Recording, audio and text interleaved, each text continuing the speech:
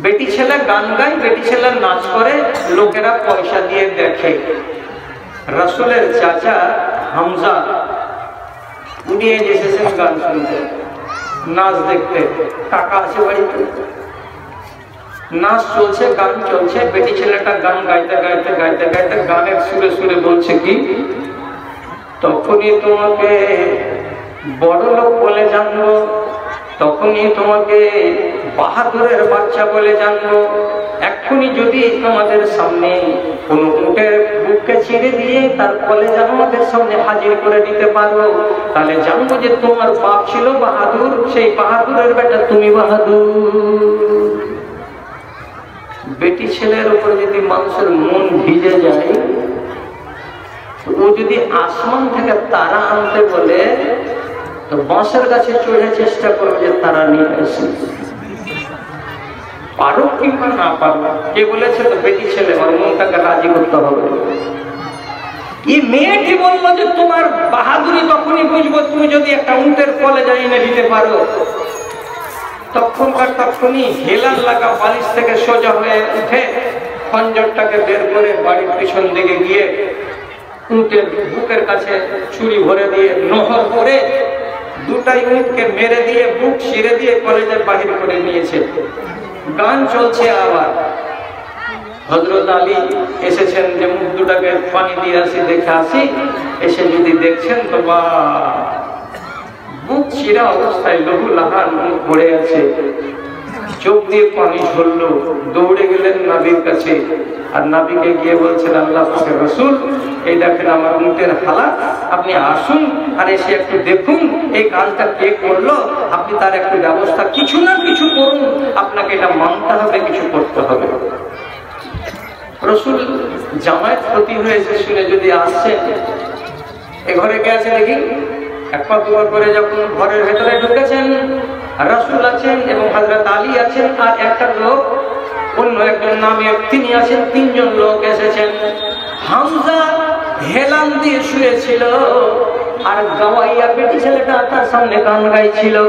আর রাসূলকে দেখা মাত্রই গান থেমে গেছে, আর রাসূলকে দেখা মাত্রই হযরত হামজা ওই হালাতে তার দিকে দেখে তাকিয়ে বলছেন, মা আনতুম ইল্লা আবিদুল লিআবাই, কে তোমরা হে আমার বাপের চাকর ছাড়া তো আর কেউ নও। তুমি আমার বাপের চাকর, এটাও আমার বাপের চাকর। আমার বাপের চাকরেরা কিসের জন্য এখানে এসেছো? তোমাদের কোন দরকার পড়েছে? রাসূলকে বলছেন বাপের চাকর আমার। আল্লাহ পাক রাসূল দেখলেন যে মগজের মিটার উল্টা দিকে ঘুরে আছে, না হলে আমাকে আমার বাপের চাকর বলতো না। কিছু খেয়ে আছে, এই জন্য তার দ্বারা এত বড় কাজ হয়েছে। রাসূল ফিরে চলে গেলেন। এখন কিচ্ছু বলা ঠিক হবে না। এই মদখোরকে মদখোরি অবস্থায় যতই কথা বলো না কেন, ও উল্টা কথা বলবে, উল্টা কথাই বলবে। কিছুই বললেন না, রাসূল ফিরে চলে গেলেন। এই জিনিসটা যে ক্ষতিকর, মানুষের ব্যক্তি জীবনকে বরবাদ করবে এবং সর্বপ্রথম মদখোরের জীবনের অশান্তি নেমে আসবে তার বাড়িওয়ালির সাথে। আর বাড়িওয়ালির ঝগড়াটা তারপরে সম্প্রসারিত হবে আওলাদের মাঝে, আর আওলাদের মধ্য থেকে সম্প্রসারিত হবে মা বাবার মাঝে, আর মা বাবা থেকে সম্প্রসারিত হয়ে যাবে গোটা গ্রামের মাঝে। একজন মদখোরকে কেন্দ্র করে একটা ঝামেলা হয় না, 10টা ঝামেলা হয়। আল্লাহর কোরআন বলছে, ছোট লোক হয়ে থেকে যাবি যদি এই মদ তোদের মধ্যে থাকে, তাহলে মদকে উঠা, বড় লোক হ। আল্লাহ রাব্বুল আলামিন কানুন এনে দিচ্ছেন, মদখোরের লোকেরা, এতদিন যারা যারা তোমরা মদখোরি করে এলে, মগজের মিটার যাতে খারাপ হয়ে যায় তাকে নেশা বলা হয়। আর এই নেশাকে যদি তোমরা না ছাড়ো, তাহলে তোমাদের শারাফত ফিরে আসবে না, তোমার ভদ্রতা ফিরে আসবে না।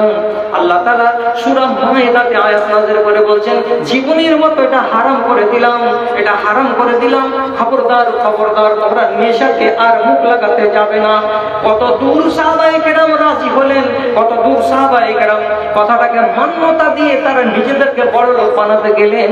হযরত উমর রাদিয়াল্লাহু তাআলা আনহু নিজে বলছেন, আমি নিজে মদ খেতে গেছিলাম আবু তালহার বাড়িতে। আবু তালহার বাড়িতে মদ পাওয়া যেত। আর ওই টাইমে যখন আয়াত নাযিল হলো মদ হারাম হওয়ার, সাথে সাথে আমরা কি করলাম, মদের কলসিগুলোকে আছাড় মেরে মেরে জমিনে আমরা মদগুলোকে বহিয়ে দিলাম। আর জোর করে বললাম, ইনতাহাইনা ইয়া রাব্বে, ইনতাহাইনা ইয়া রাব্বে, এ আমাদের মালিক জীবনের মতো ছেড়ে দিলাম, এ আমাদের রব, আমরা নেশাকে জীবনের মতো ছেড়ে দিলাম, আর কোনোদিন মদে মুখ লাগাতে যাব না। এতে ভদ্রলোকই থাকে না, বড় লোকই থাকে না, ছোট লোক হয়ে যায়, যারা মদখোর হয়, বেহায়া হয়ে যায়, নির্লজ্জ হয়ে যায়, কিচ্ছু থাকে না আমার কাছে সম্ভ্রম বলে, হারাম হয়ে গেল জীবনের মতো। তাহলে ওরা আমাদের 29 নম্বর পাপ, আর আমরা ওদের 29তম নসল। আমরা উমরের পোতা হব, আমরা আবু বকরের নাতি হব। রিশতাকে যদি মনে রাখতে পারতাম তাহলে এইভাবে আমরা রিশতা জুড়ে দিতাম। সাহাবীদের আমরা হলাম নসল উত্তরসূরি। আমাদের বাপেরা কোরআনের একটা আয়াত মানার সাথে সাথে মাথা নিচু করে মেনে নিয়ে নিজেদেরকে বড় লোক প্রমাণ করতে পারলো, আর ওর বেটারা আজ পর্যন্ত কবরে যাওয়ার বয়স হয়ে গেছে, নেশা ছাড়তে পারেনি, নেশাকে আঁকড়ে এখনো ধরে আছে। নেশাতে সমাজকে শেষ করেছে। একটা 16 বছরের ছেলে এ মজলিসে যদি থাকো, হাত তুলো না, তোমার সাথে মুসাফা করব, আর আমি ওয়াজ করার পরে নামবো, আর নেমে তোমাকে আমি এক কাপ চা খাওয়াবো আর একটা বিস্কিট খাওয়াবো, খুশি হয়ে শুকরিয়া আদায় করব। আমার শর্তটা কি?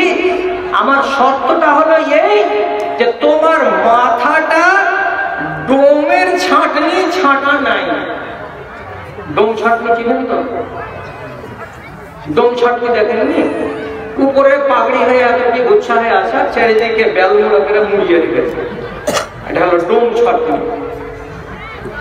চামার ছাঁটনি বলে, চামার ছাঁটনি তোমার মাথাতে নেই, এক। আর 2 নম্বর কথা, তুমি তিরঙ্গা খাও না, গুটকা খাও না, মধু খাও না, এটা হলো 2 নম্বর শর্ত। যদি কোনো ছেলে থাকো তো ইশারা করো আর আমার সাথে দেখা করো, আমি তোমাকে চা খাওয়াবো। আমার চোখের জ্যোতি শেষ হয়ে যাবে, আপনার চুল দাড়ি সব পেকে যাবে, ঝরঝরা হয়ে সাদা হয়ে যাবে। গ্রামকে গ্রাম যদি 7 ব্যাটারির লাইট নিয়ে ঘুরে বেড়ান, কোনো একটা ছেলে এমন পাওয়া যাবে না যার 16 বছর বয়স হয়েছে, কোনো না কোনো রোগে সে আক্রান্ত নাই। হয় মোবাইলের রোগে আক্রান্ত হয়ে আছে, আর না হয় নমাজ ছাড়া রোগে আক্রান্ত হয়ে আছে, আর না হয় তিরঙ্গা খাবার রোগে আক্রান্ত হয়ে আছে।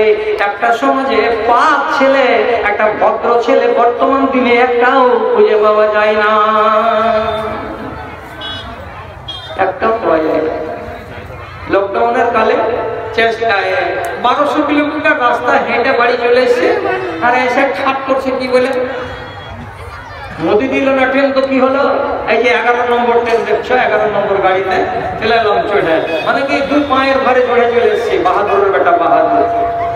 এদিকে জানে সুখ নাই, এই কোমরের ফিতাটা ফুল প্যান্টের মাপটা নেই না, যাকে উর্দুতে বলে চুতার, রাখতে হবে না, এটা ভাষা হলো চুতার। চুতার মানে হলো নিতম্ব, মানে কুঠা, কুঠার আধাদি পর্যন্ত নেই চলেছে, এক ঝিটার দিলি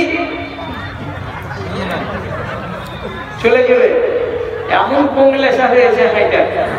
আর তারও বেল্টের সামনের দিকে চামড়ার বেল্টের উপরে নিকেলে নকশা করে লেখা আছে নো এন্ট্রি। নো এন্ট্রি মানে কি? নো এন্ট্রির খোলাখুলি তর্জমা হলো কি, ইসলামের প্রবেশ নিষেধ, এই দেহের ভেতরে ইসলাম আসতে পাবে না, নো এন্ট্রি। কোন জায়গাতে যদি লেখা থাকে স্টেশনে বা কোন ময়দানে, কোন মিলিটারিদের ছাউনিতে নো এন্ট্রি, খবরদার ঢুকবে না, ঢোকা নিষেধ। আপনার বেটার ফুল প্যান্টের বেল্টের আগে নিকেলের উপরে লেখা আছে নো এন্ট্রি, এখানে ইসলামের প্রবেশ নিষেধ, ইসলাম এখানে নেই। পোস্টমর্টম করে দেখেন, মাথাতে কাকাতুয়া মার্কা ছাটা ডোম ছাটনি লাগানো আছে, কানে ইংলিশের সেলাইন লাগানো আছে, আর মুখে যদি দেখবেন তিরাঙ্গাতে আবার এমন জাহারিলা মধু ঢালা আছে, আর মুখের সামনে মুখ নিয়ে গিয়ে কথা বলতে গেলে মনে হচ্ছে 33 দিন জ্বরে পড়ে থাকতে হবে আমাকে, এত বিষাক্ত গন্ধ তার মুখ থেকে বেরিয়ে আসছে। আর বুকের যদি জামা দেখেন, পায়ে যদি গেঞ্জিটা দেখেন, একটা নোংরা বেটি ছেলের ছবি লাগানো আছে, বেল্টের তো অবস্থা ওই, আর ফুল প্যান্টটা নিচে পর্যন্ত ঝুলে আছে, এর গায়ে ইসলামের চিহ্ন বলতে কোনো জিনিস না। এটা বর্তমান নসল, এরা নেই ছেলে মানুষ। বাকি আপনার কথা কহেন, আমার চোখ দেশে এদিকে যতটি বুড়াকে দেখতে পাচ্ছি দাড়ি পাকা, যতটি দাড়ি পাকাকে দেখতে পাচ্ছি, কবরে যাওয়ার টিকিট মোটামুটি হয়ে গেছে আপনার। 2-4 মাসের ভেতরে কবরে যাবেন, এরকম টাইম আপনার পড়ে গেছে।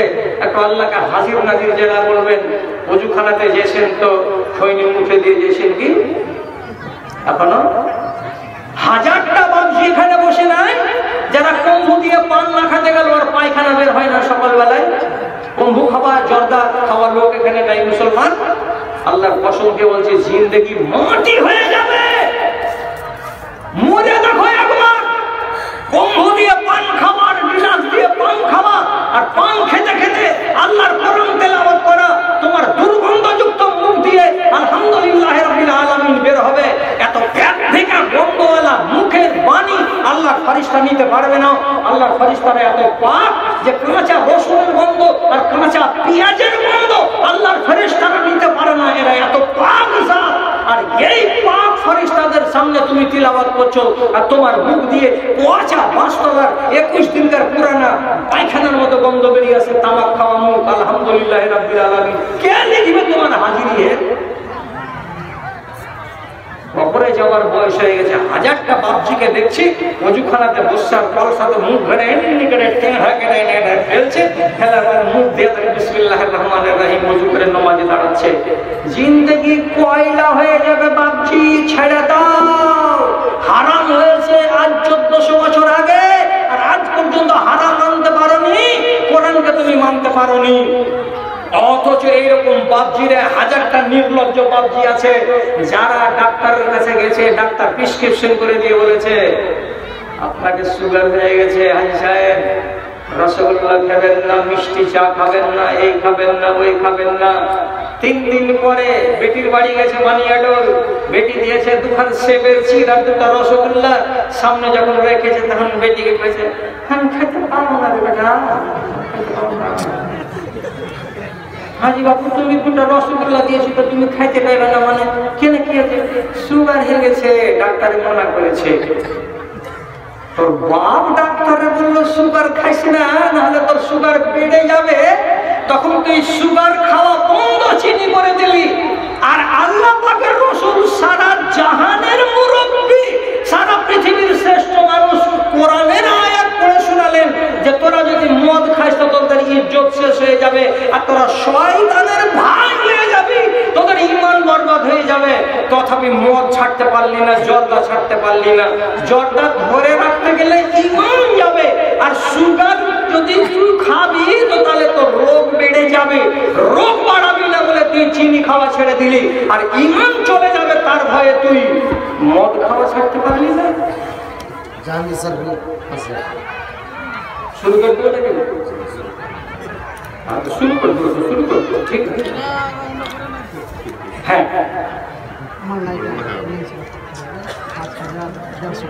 মেয়ে ছেলের পক্ষ থেকে ৫,১৫০ টাকা, বেট ছেলে কম আছে নাকি? কয়েক কিস্তি আছে। আচ্ছা, মেয়ে ছেলের পক্ষ থেকে ৫,১৫০ টাকা এসেছে, আলহামদুলিল্লাহ। তো আরেকজন কে যেন জাহাঙ্গীর বলে, জাহাঙ্গীর আলম সালাফি ১,০০০ টাকা, ৫,০০০ টাকা দিয়েছেন, আলহামদুলিল্লাহ। ঠিক আছে, এবার আপনারা মনে মনে প্রস্তুত হন, কেন যে যখন আদায়ের কথা চলে এসেছে মুখে তখন মনে হয় এদিকেই যেতে হবে, পরের বক্তা চলে আসছে। যাক, কথাটা বলছিলাম, এরা হয় অপরাধী। আল্লাহর কানুনকে না মানতে গেলে এরা অপরাধী হয়। আপনি কতদিন টাইম নেবেন আল্লাহর কানুনকে বাঁচিয়ে রাখার জন্য? আপনি নিজেকে বদলাবার জন্য আর কতদিন টাইম নেবেন? আল্লাহ একটা কথা কি বলেছেন যে আল্লাহ আজিজুন যুনতিকাম, আমি বদলা নিতে পারবো রে। আমাদের দেশে যদি কোনো ঝগড়া হয়, ঝাঁটি হয়, আমরা কি বলি? থাম না, তোকে খালি কলেজ মোড়ে যদি পাই তো দেখিস তোর দুর্গতিটা কি করবো। কলেজ মোড় হচ্ছে ওর এলাকা, এই এলাকাতে পেলে বদলা চুকাতে পারবে। আর যদি দোমোহনা মোড়ে হয়, ওর বাহাদুরি চলবে না, ওখানে পারবে না। আর আপনি যদি কাউরি বদলা নিতে চান তো নিজের এলাকাতে ওকে পাবেন, তাহলে বদলা নিবেন।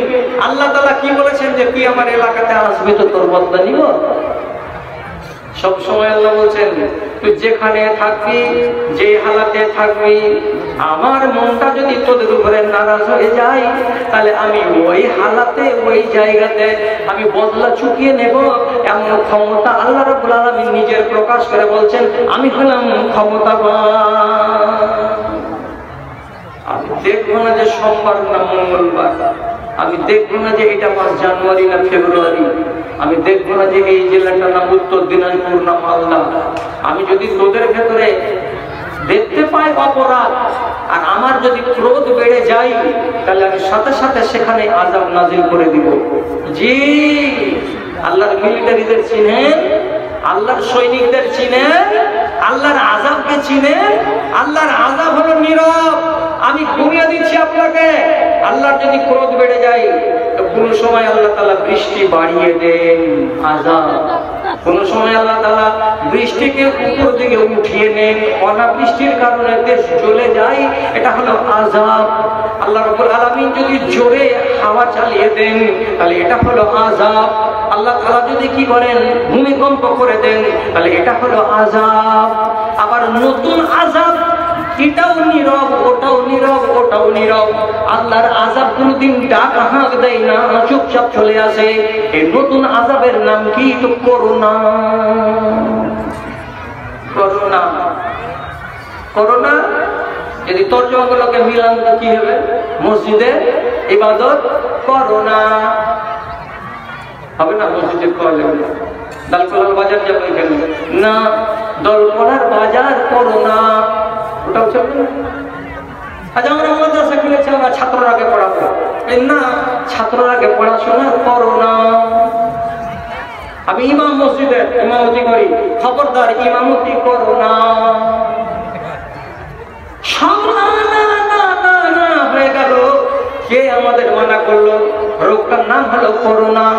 আল্লাহ রাব্বুল আলামিন এমন একটা ক্রোধ প্রকাশ করে দিলেন, এমন একটা রোগ দিয়ে দিলেন, একটা দুটা কোন কথা, সারা দুনিয়ায়, সারা দুনিয়ায়, সারা দুনিয়ায় লাখ লাখ মানুষ মরে গেল, লাখ লাখ মানুষ আক্রান্ত হলো, আর সারা দুনিয়া ব্যাকুল হয়ে গেল কেমন করে আল্লাহর আযাব থেকে রেহাই পায়। এখন পর্যন্ত মানুষেরা দুনিয়াতে চলে বেড়াচ্ছে, তো কেমন হয়ে চলছে? আপনি যদি বাজারে চলবেন তো এতদিন গরুদের মুখে টুনি লাগাতাম, এখন মানুষের মুখে টুনি না লাগাতে গেলে বাসে চড়তে দেয় না। মানুষ যদি মুখে টুনি না লাগায় তো ট্রেনে চলতে দেয় না। মানুষ তুই কাবু হবি না, তোর বাপ কাবু হয়ে যাবে, এমন রোগ আমি এনে দিলাম।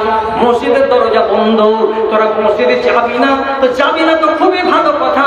আমি আল্লাহ রাব্বুল আলামিন উপর থেকে আইন করে দিলাম, মসজিদে তোরা যেতে পাবি না। আল্লাহর কাবার দরজা বন্ধ, ওখানে কেউ উমরা করতে যাবে না, ওখানে কেউ হজ করতে যাবে না। যদি নমাজে খাড়া হচ্ছে তো জয়টা লোক নমাজে যাচ্ছে, আগে তাকে থার্মাল স্ক্রিনিং করে নেওয়া হচ্ছে, কপালে মেশিন লাগিয়ে তার রোগকে যাচাই বাছাই করার পর কাবার ভেতরে যেতে দেওয়া হচ্ছে। কয়টা? তো মোট 25 থেকে 30টা। এরা দাঁড়াচ্ছে কেমন করে? এখানে একটা 5 হাত দূরে, আর একটা 5 হাত দূরে, আর একটা, এত দূরাদূরি করে দাঁড়িয়ে কাবাতে নামাজ পড়ছে।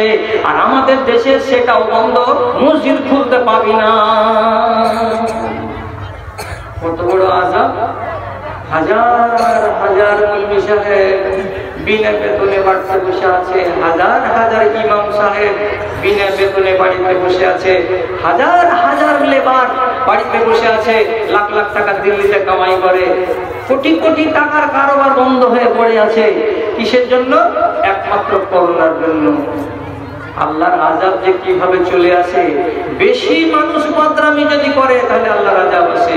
আল্লাহ তাআলা নিজেই বলেছেন কথাটা, ক্রোধের আগুন জ্বলে উঠে বিধাতার, ক্রোধের আগুন জ্বলে উঠে বিধাতার, মানুষ যখন ঘুমাতে অশুভ খেলায়, গজবের বেড়া জালে ঘেরা দেশবাসী শহর বিলীন হয়ে যায়, শহর বিলীন হয়ে যায়।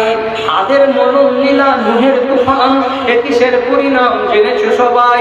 ধর্ম ধারণা যেমন শিরাল কুকুর, এমন জীবন তবে কেন গড় হয়, এমন জীবন তবে কেন গড় হয়। অস্তের আগে ভাই রাস্তাটা দেখে নাও, নইলে বিপদ হবে রাতের বেলায়।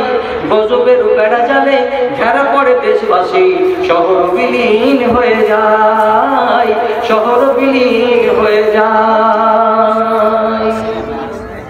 আল্লাহ কত ক্ষমতাবান। আল্লাহর ক্ষমতাকে যদি কেউ দেখতে চান যে বদলা আল্লাহ তাআলা নিবেন, তো কেমন করে নিবেন আর তার শক্তি কতটা, তো কোরআন মাজিদে বহু আয়াত আছে, আপনাকে বলার সময় আমার কাছে নাই।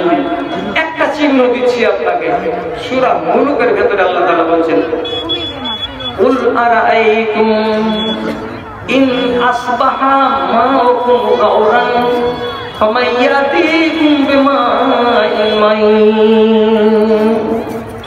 এ মানুষেরা, আমি যে আল্লাহ ক্ষমতাবান, আমার যে অসীম ক্ষমতা আছে, আমি যে বদলা চুকাতে পারি। রূপে দেখা ভাই খুব অসুখ, তার জন্য এটা একটা চাঁদের গয়না আর 200 টাকা। রূপে দেখা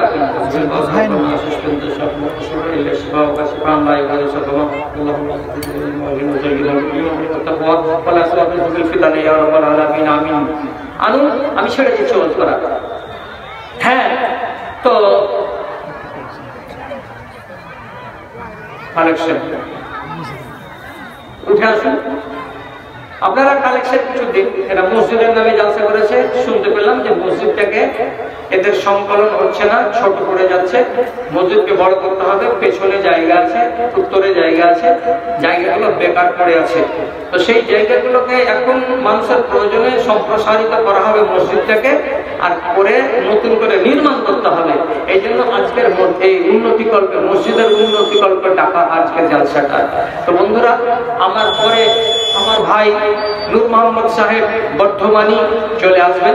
জায়গা বদল করিয়েন না, জায়গা বদল করে আবার জায়গাটাকে পাওয়া অসম্ভব হবে। এই জন্য আপনাদেরকে আহ্বান জানাচ্ছি।